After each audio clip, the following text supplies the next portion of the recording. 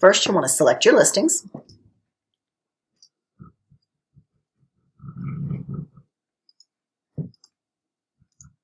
And email.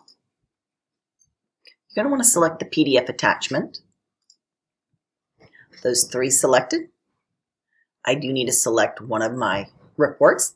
I don't have a default, so I'll select one of my favorites. Legacy Full Agent, Add, Compose Email.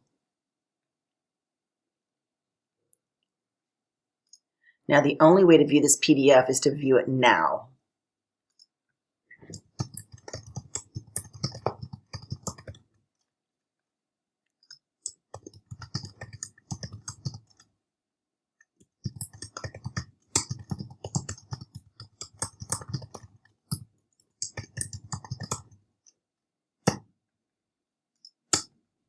So to view,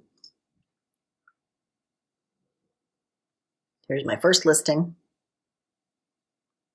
second listing, third listing, and send. You'll see there is no place to click the link or the attachment here. That's why you need to do it in that previous step.